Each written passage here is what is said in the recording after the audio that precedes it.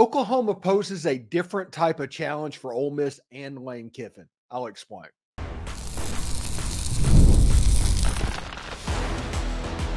You are Locked On Ole Miss, your daily podcast on the Ole Miss Rebels. Part of the Locked On Podcast Network, your team every day. Hello, I'm Steven Willis, a 10-year veteran member of the national media with Yahoo Sports and a former Ole Miss staff member. On today's show, we break down Saturday's matchup between the Ole Miss Rebels and the Oklahoma Sooners. This game marks a critical moment for Lane Kiffin, his first real opportunity to shift the narrative away from being an eccentric outside-the-box offensive genius and becoming a head coach who plays winning football. Oklahoma brings a challenging test with a defense that thrives on creating opportunities and turnovers despite their offense struggling to find consistency. How can Kiffin and the Rebels respond to that will be crucial. This is the Locked On Ole Miss Podcast, your daily podcast on the Ole Miss Rebels, part of the Locked On Podcast Network. Your team every day. We're free and available on all the podcast apps and on YouTube. Thank you for making Locked On Ole Miss your first listen every day, and a special hello to the everydayers and insiders who make the show what it is. Today's show is brought to you by FanDuel.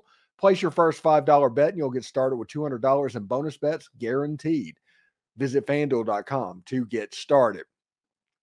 Really interesting stuff, and this is kind of an interesting podcast topic that I'm having today, and it's relevant a little bit. It's a little bit different. This may be a conversation that people don't want to have, but it's a conversation that needs to be had. And that is that this Oklahoma game provides a unique challenge for Lane Kiffin. And before we get started into that, I do want to let everybody know the Ole Miss on SI story of the day. It's about the offensive line. Improve. Ole Miss's offensive line returned to basics during the bye week. Reese McIntyre gave his insight on how the Rebels are progressing. That's from Billy Cool from Ole Miss on SI. So check them out as well. And by the way, anybody that just puts all the blame solely on the feet of the offensive line, when they've been giving about 3 seconds on average to throw the football, that's kind of at least problematic. I ask anybody, go try and run block for 4 seconds and see how well you pass protect. That's my point on that. But they'll get it done, and they have some stuff that needs to happen, and Lane Kiffin can help them out quite a bit as well. In this game, what you need to watch for, number one, is Lane Kiffin will handle this game one of two ways, and that will tell absolutely everything that you need to know about Lane Kiffin and this Ole Miss Rebels football team. Number two, Ole Miss is very aware of how angry the fans are this season so far and what they are saying about the offense. That means that the offense is probably going to be tweaked.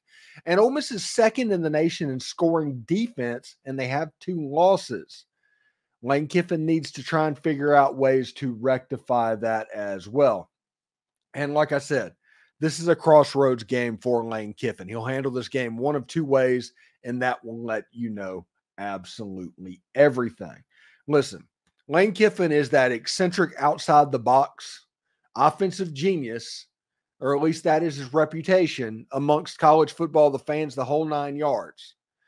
This season is not going in that direction. This game has put him at a crossroads. And the challenge that Oklahoma provides is their defense is actually really good. They have more sacks right now than Ole Miss by 3 or something like that. I think they have 27 for the year. Ole Miss has 24. Ole Miss is right up there in the top 7, I think, in college football, but Oklahoma's ranked a little bit above them. So they can get after the quarterback. Brent Venables has a reputation of being somebody that can make you pay, that can make you hurt, that can make you feel it. Ole Miss's defense is the strength of this team. It's not even close at this point. The defense is the strength of this team. But the offense to this point has not played to the defense. And what I mean by that is they put the defense in unadvantageous situations. They do not take points when they're available. And because of that, the defense is operating at a disadvantage and are not quite as good as they could be. And if you look at 7 games into the season, number 2 in the NCAA in scoring defense, they could be pretty dang good. So this game, this Oklahoma game, is going to go one of 2 ways.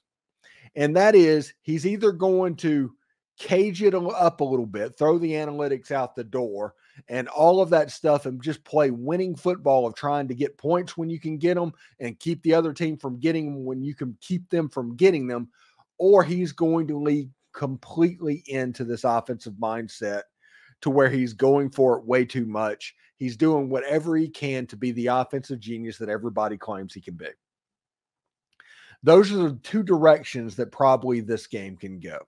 I don't know if there's anybody that can reach Lane Kiffin if it starts going one way to where you can course correct, but at the start, it's going to go that direction because Lane Kiffin is that offensive genius that everybody is calling him. He knows that he is really good at coaching offensive football, and he is really good at developing shot plays. So when you have 3 games to where that's just not an option, that kind of sticks at you. You try to figure out how you can continue to make that happen. Against South Carolina and Kentucky, that happened. And against LSU, they overly threw the ball downfield, trying to will those big plays to happen. Ole Miss did not take points when they were available and ended up losing the game in overtime in a game that should have never been to overtime. We can all make jokes about how Ole Miss should have been up like 35-13 in the first half, but they were not. And because of that, the defense was put in an advantageous situation. And through 65 plays, they gave up 1 offensive touchdown to LSU's offense. That's impressive. Then they gave up a touchdown on the last 2 plays of the game. That's because they got tired. That's because this defense wasn't protected. The game should have never made it to overtime because points were available for Ole Miss on the board. That isn't even just a, hey, if you make plays, you get them. These are points that Ole Miss should have made, to the point where if Ole Miss just kicks 1 field goal out of the 2 that were offered, essentially, you win that football game in regulation. So the question becomes, in this game, does Lane Kiffin want to be the offensive genius that everybody calls him? Does he want to be that person? Does he want to play that role? Or does he want to be a winning football coach? Now, those aren't mutually exclusive things, and everything is situation-oriented. But to this point, this offense has not been situation-oriented. They do what they do, and that's just how they operate. Can Lane Kiffin essentially change his stripes and become a winning football coach? Kick the field goals. Do not go for it on 4th down. Ole Miss is only converting on 4th down right now about 50% of the time. It's not an advantageous situation to go. And with players getting healthy and all of that, does that mean that Ole Miss thinks, I'm going to say think, that they can just do what they did against LSU, but since they're a little bit more healthy, they can do it? We talked earlier about how the offensive line has to improve and all of this stuff. I ask everybody, go out there and try and run block for 4 seconds while preventing people to get back to the passer. I'm sure there's technique, there's all sorts of stuff, but eventually on an RPO, they are going to get free. And in the SEC, in 3 seconds, most everybody can get back to the quarterback. Against LSU, Jackson Dart had 2.86 seconds average per drop back to throw the football. Against Kentucky, he had like 3.25, the most of the season. The most time that he had all season was against LSU and Kentucky. It wasn't just the offensive line. It was the play call. It was all of this stuff going behind the scenes. And that's the reason I question of whether or not Lane Kiffin's going to be able to be that winning football coach, or if is he going to be that offensive genius that we all think he is? Is he going to keep trying to put the square peg in the round hole? That is the question that is on my mind.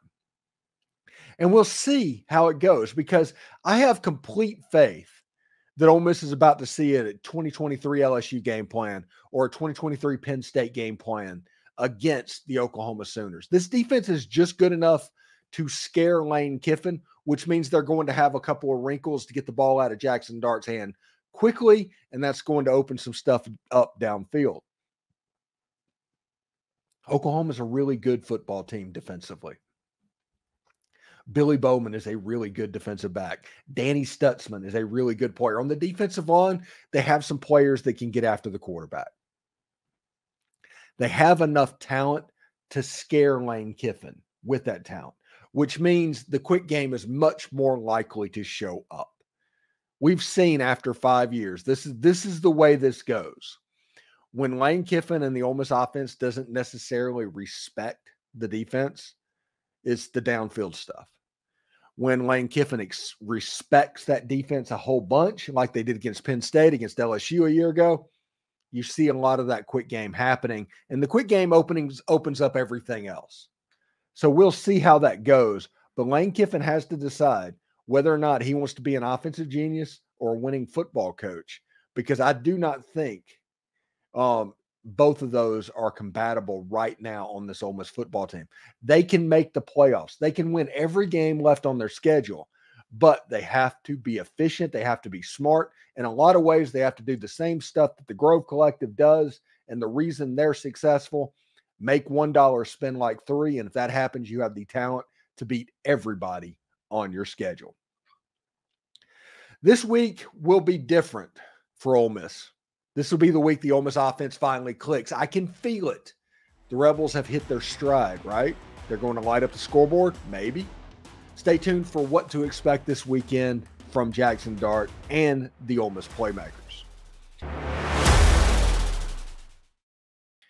When you're hiring for your small business, you want to find quality professionals who are right fits for the job. That's why you need to check out LinkedIn Jobs.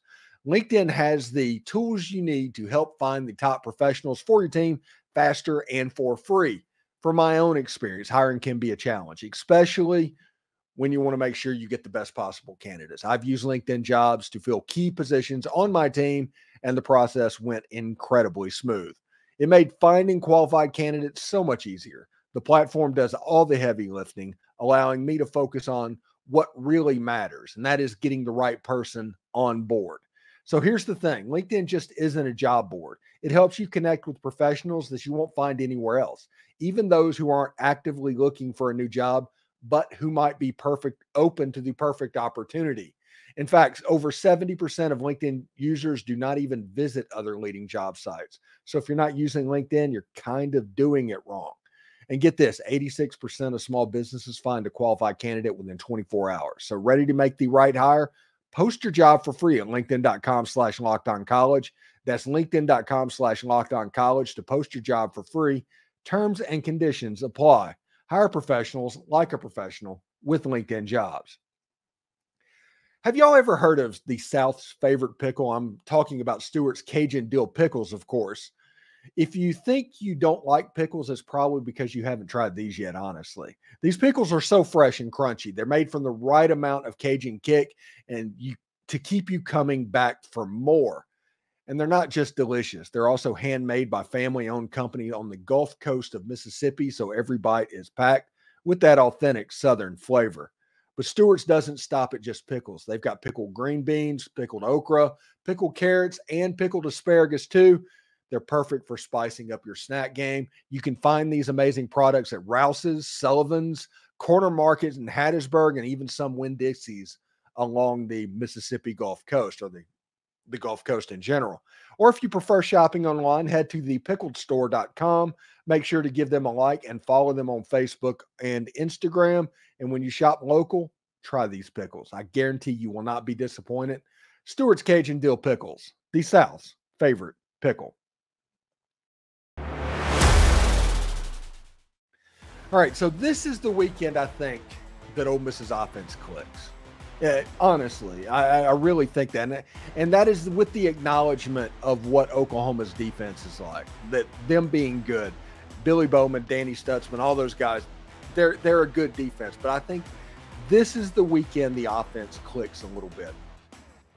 And I do think Lane's going to be able to find that sweet spot from what we talked about in the first segment about winning football and offensive genius. And I think what's going to happen is Ole Miss is about to be very pragmatic offensively. And what I mean by that is they're going to go short to long. They're going to make run after the catch options with Juice Wells. They're going to use their tight ends. They're going to use their backs and check down receivers and just methodically drive the ball downfield. The 65-yard touchdowns right now have been taken away. So there has to be another way. There needs to be a plan B. And the way that that happens is through driving the football. I think that Jackson Dart needs to be the quarterback that Ole Miss fans are expecting him to be this year. And that starts with this game. If Ole Miss wins their last 5 games, every goal that Ole Miss had before the season is in play, period. They just have to win those games. They have the defense to do it. They have the talent offensively to do it. They need to call the game in a way to protect their offensive line a little bit, but they have the ability to basically go down the field and be pretty good. And I think Ole Miss is going to look like Ole Miss offensively Saturday after the bye week. I think that the self-scout that Ole Miss went through in the bye week, they saw these analytical type things, and they're going to use them. And they're going to make that defense that we're going to talk about in the next segment be even more effective by protecting that unit and driving the football, even with the explosive plays that will come. Ole Miss's offense is too good not to have explosive plays, but you don't need to force it as well. Listen, Jackson Dart's number is good enough for 3rd in the NCAA right now. He's 151 for 215, 23, 84, 14 touchdowns, 3 interceptions. His touchdowns have gone down a little bit because the explosives have been cut out. But Jackson Dart has been a little bit erratic at times. But when I'm talking about him being erratic, it's where instead of catching it right here, the ball is right here. And whenever that happens, it can affect everything, the run after catch and all of that. I think his ball placement is going to be unseen. I think Jackson Dart is going to become the quarterback that we all expect him to be against Oklahoma, Arkansas, and Georgia. And at this point, I still say that Ole Miss has a real chance to beat Georgia, because the game that Georgia had against Ole Miss last year, they completely showed out, just like they did against Texas. That was the only time during the course of the season where that team showed up. So I do think there's a legit chance for Ole Miss to get the win on the road. So we'll see exactly how that goes. Now, the players to watch in this game, it's pretty simple. Jackson Dart. You don't make it to the playoffs. You don't do what needs to be done without a quarterback. Quarterback's always going to be a player to watch. Chris Pupal, he is another player to watch in the middle of the field. I do think Oklahoma, even though they've only run the ball for about 111 yards a game, they're going to line up and try and physically do it. Joe Finley is calling the plays in this game. He is a disciple of Jeff Lebby. I think the offense is going to look more like what Oklahoma was a year ago than it is this year, and they're going to physically try and run the ball. You're going to see hitches. You're going to see really quick passes to try and offset this defensive line with an offensive line that has given up the 2nd most sacks in the entire NCAA at this point. And Ole Miss is sitting at number 7. So they have to protect against that. So I'm not looking for them to drop back 5 steps and throw the ball downfield. I'm looking for them to throw slants, hitches, bubbles, tunnels, all of those things to get the receiver in space where it will be important for Ole Miss to tackle the receiver to get their offense going. I do think they'll do that. And Chris Paul is going to be instrumental for stopping that. And Juice Wells, I think, is the guy in this game. I just think that he is the guy. His run after the catch, we've talked about that for the better part of the last 8 months, has been something that Ole Miss could live off of, his run after the catch. We have not seen that to this point. And a lot of that has to do with what they've been doing offensively. The using him like DK Metcalf to catch contested balls 40 yards downfield, that just doesn't work. Get the ball in his hands in space and watch the magic happen. His run after the catch has always been his strength. Let that happen. Let him help out Trey Harris that way. Let Caden Priestcorn and Daquan Wright handle the middle of the field, and let Caden Lee, who is kind of having a star turn this year, kind of just be Caden Lee, and mix those guys all around to where the defense really has to think, because Oklahoma's defense is at least opportunistic. Their run defense is probably 7th in the SEC right now. Their pass defense is pretty good, and they're good at turning over the ball quite a bit. A lot of that has to do with Temple turning the ball over way too much, but I do digress about that. So Ole Miss needs to take care of the ball, and use their short game and drive the field. We're not looking for 50-second drives in this game. We're looking for 3-minute plus drives in this game. Protect that defense as much as you can. Do not go for it in minus territory, especially with the way that Frazier Messine is just killing the ball right now. If you do that, you're going to be all right. If you do that, you're going to win this game going away, honestly. And if you want to look at it, Ole Miss is favored at the moment by 20.5. That's nearly 3 touchdowns. The over-under is ticked up to 48.5. They're probably thinking that game is a 35-14 or a 34-14 type football game at the moment. That's what they're thinking this is with the spread and the over-under. So 35-14, 34-14 is kind of the area where they're living at the moment. So big game, awesome game. I am really excited to see how this goes because Ole Miss boasts the second best scoring defense in the entire nation behind the Texas Longhorns. But how can the Rebels keep maximizing that dominance? Stick around as we dive into the keys to keeping these opponents off the scoreboard. Hey, NFL fans, you can start the season with a big return on FanDuel. It's America's #1 sports book. Ole Miss is favored by 20.5 points against the Oklahoma Sooners, despite the over-under being at just 48.5 right now. That's like 34-13 or 35-14. I just told you that type game. And now, honestly, that might make a little bit of sense. So when you get a hunch in the middle of a game, just check out the latest stats, view the latest play-by-play, and so much on the same page where you place the bets. You'll get started with $200 in bonus bets guaranteed when you place your first $5 bet. That's FanDuel.com.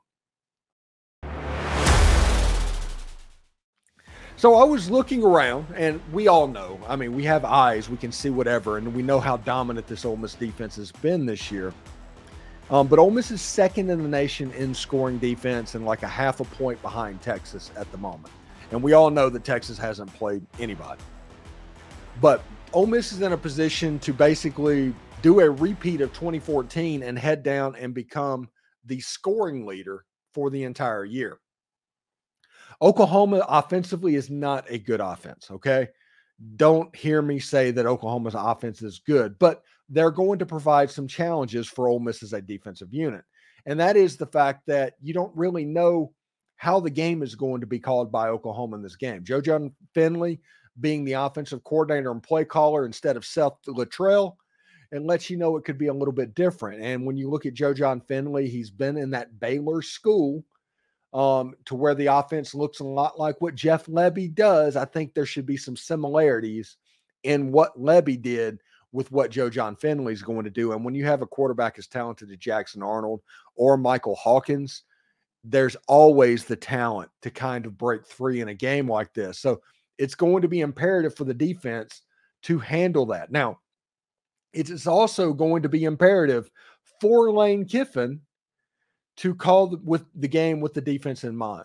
If your defense is doing well against that offense, keep it going as much as possible. Take the points. It doesn't matter if you're up 9-0 at halftime. You're up over a touchdown at that point with a defense that's giving up a little over 10 points per game a year. Do not take unnecessary risks. Do not go for it in minus territory. And by minus territory, I do mean your own territory. Plus territory would be the other team's territory.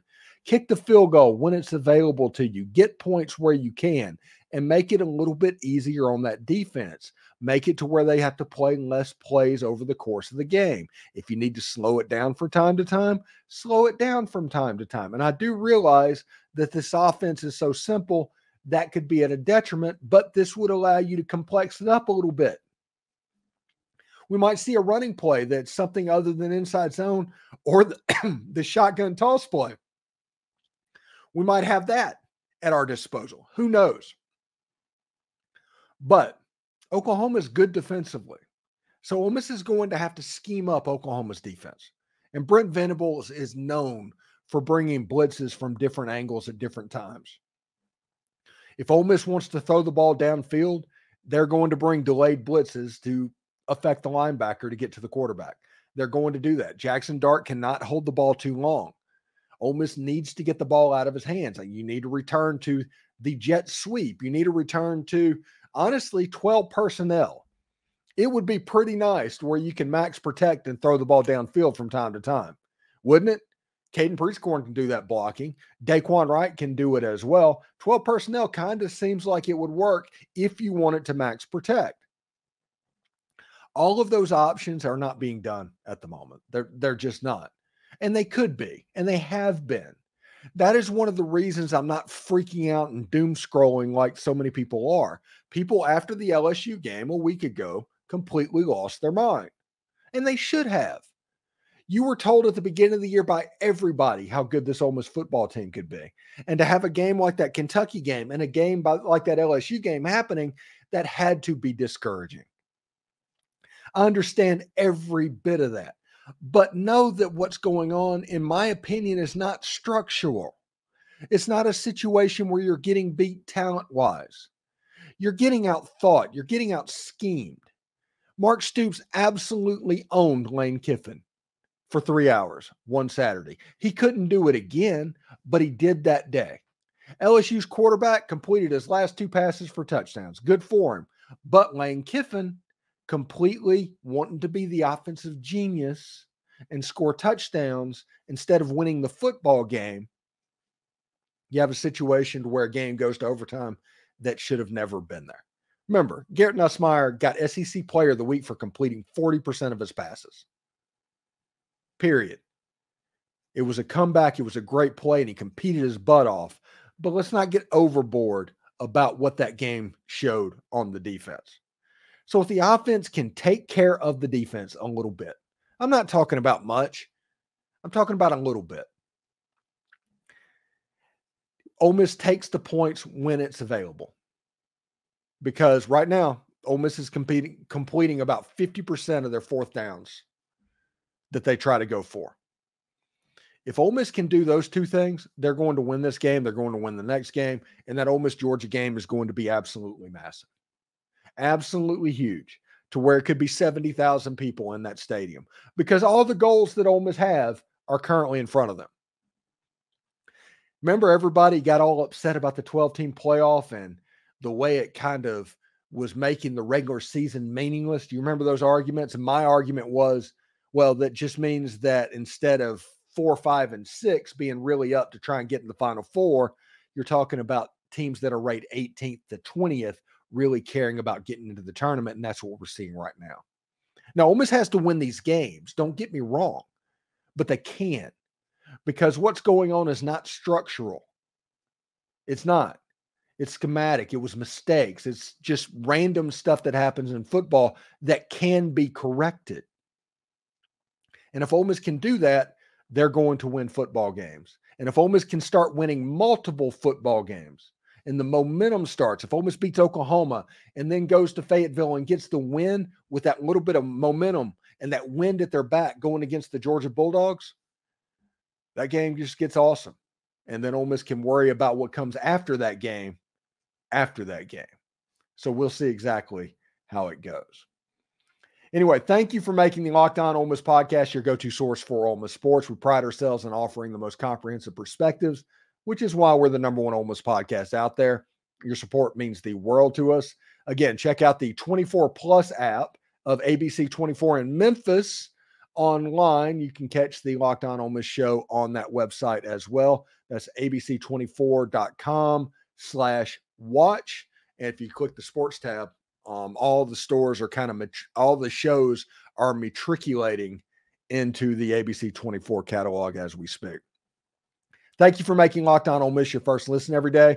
For your second listen, check out Locked On SEC Podcast. Host Chris Gordy pulls no punches, covering the best conference in the world in college football. Find Locked On SEC on YouTube or wherever you listen to your podcast. And also, exciting news, you can now become a Locked On Ole Miss Insider. It's the best and easiest way to stay updated on all things Ole Miss sports. It's a texting program that sends out notifications of anything relevant without the hassle of message boards filled with trolls. Enjoy a 14-day free trial and experience the future of college sports coverage. We're adding new perks as we grow.